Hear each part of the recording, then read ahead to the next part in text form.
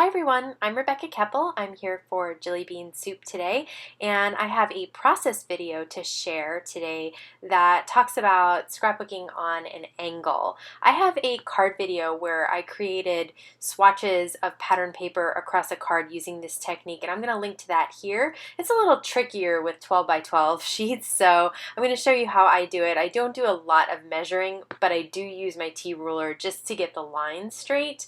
So the first thing I'm doing is grabbing some pattern paper from the Jillibean Soup Souper Celebration collection, and I want to start with that upper left hand corner there. So I created the triangle of the blue pattern paper, and now I'm going to cut this red pattern paper down so that I can use my trimmer to cut the second strip of pattern paper. You can see that with the triangle at the edge there, you can just insert the pattern paper into your trimmer, but with the red strip it was too large, and so I had to trim it down first. Next, I am looking at this sort of sprinkle confetti pattern paper, multi-colored pattern paper, and I'm going to try and cut a strip for that. So I just cut a long strip, and I'm thinning it down a little bit because I do want some white cardstock, and I'm just going to have it hanging off the edge. Now I'm going to start adhering everything down. The first two are the perfect size. This third one is how I do the card swatch technique where I make the quilted card.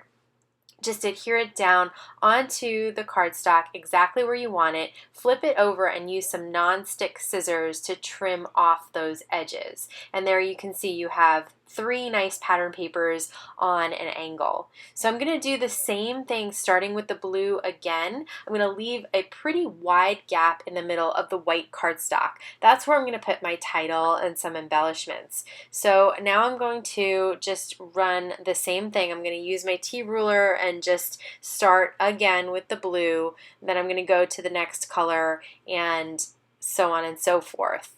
And I'm just going to end it at the bottom right hand corner of the layout. So I want sort of a diagonal from one end to the other with these different pattern papers. This time I decided, since I have to cut both edges, I just used my scissors, and for some reason it was just easier this time around just to use the scissors. So it's probably not as straight as my trimmer, but because I drew a pencil line all the way across the pattern paper, it's pretty straight.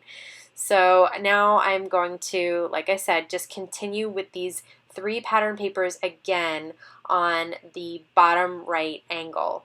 Once I have all 6 strips down, I realize it's kind of too busy and it needs to be blocked off a little bit. So I cut some thin strips of the lime green pattern paper. It's got tiny little stars on it, and on the first end there, a 12 by 12 strip fits perfectly across.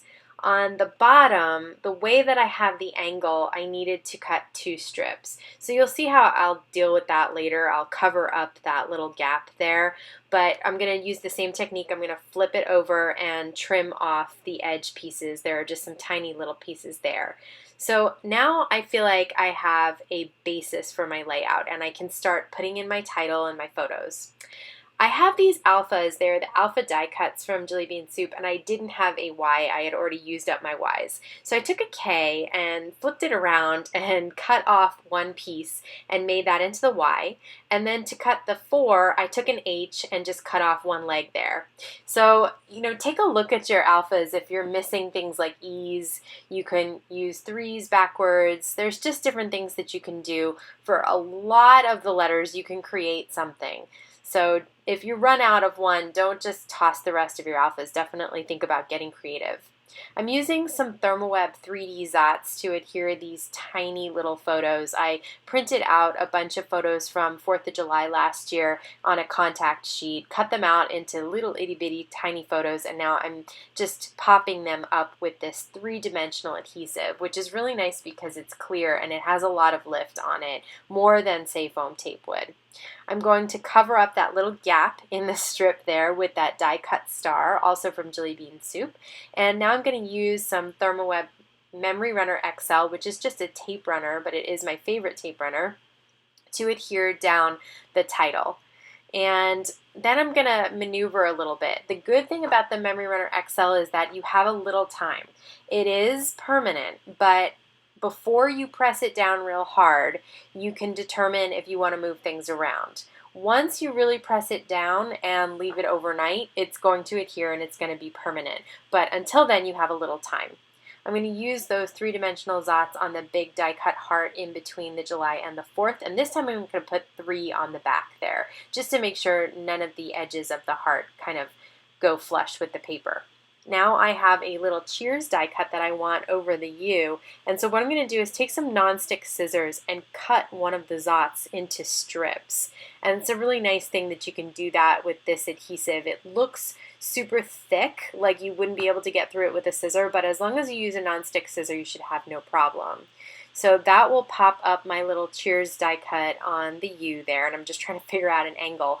It's nice when you have these angles, but it's gets a little strange when you have too many angles going on, so I didn't want it too twisted. Now I'm going to take the coordinating stickers from Jillibean Soup. They do have some numbers, so I'm going to put the year down on that red there. And I feel like with the photos and with the title and with the year here, it's good to have it on a sort of more basic pattern paper or the white cardstock. So the really busy letters and stuff I have on the white cardstock, this way they stand out. And then the photos, they're on the blue pattern paper, which I feel like kind of grounds the layout a little bit. It could get really busy if I started trying to put things on that multicolor confetti looking background. I'm taking one of the little star stickers, it's a little strip, and it's got little stars on it, and I just cut it at the edge there so that I could use it before and after the date. So then my layout is starting to look complete, but I decided I did want some journaling. So I printed out just 2 lines of journaling on 8.5 by 11 cardstock in the landscape format so that I could stretch them all the way across the 11 and then cut them real thin with my trimmer. And now I'm just cutting the edges off because I want it to fit on that red pattern paper there. So I'm just trying to line everything up, give myself enough margin in between, and have both of these glued down. I'm going to use the Thermoweb Memory Runner XL for these as well. Just need a little bit of adhesive in a couple of different spots, and that will stick really, really well. So the next thing I'm going to do is just trim off those edges there. I do a lot of flipping over in this layout and trimming off edges. But then I really like these tabs, and I thought it would be fun if each of the strips at the top had their own tab. And it just adds, I think, some texture and a little pop of color, and I don't know, I think it's fun kind of to see the different tabs on the different strips of pattern paper. So they are sort of one whole piece, but you fold them over and then they adhere to themselves, if that makes any sense. So if you were doing it in a planner, you could have it on the front of a page and then the back of a page. But here on the layout, I just use it to adhere it to itself there. And then I'm going to grab some of the word stickers. I love these coordinating stickers from Jillibean Soup because they have an alpha, they have word stickers, they have icons, they have those tabs, they have some stars, hearts, lots of different things that you can use. It looks like a small sheet, but it is jam-packed with lots of different options. And you can see that I'm using it down to the bones here. So this is technically a birthday collection, but there was plenty of words that fit, things like happy and smile and celebrate and things like that. Now I'm going to take some of the Jillibean Soup Sequins. These are the self-adhesive sequins, which makes it really easy, so you don't have to grab an adhesive for the sequins. And I'm just going to use the reds and the silvers around the title. I just thought that was kind of a fun celebratory look and kind of reminded me of the fireworks that we saw that night. So I'm using a mix of sizes and those 2 colors, and that pretty much completes my layout. Really easy to create those layers on an angle and a lot of fun. I think it adds a touch of whimsy and adds a celebratory look to your layout. So I hope you'll give it a try and check out the Super Celebration collection from Jillibean Soup. Thank you so much for stopping by today. Have a great day.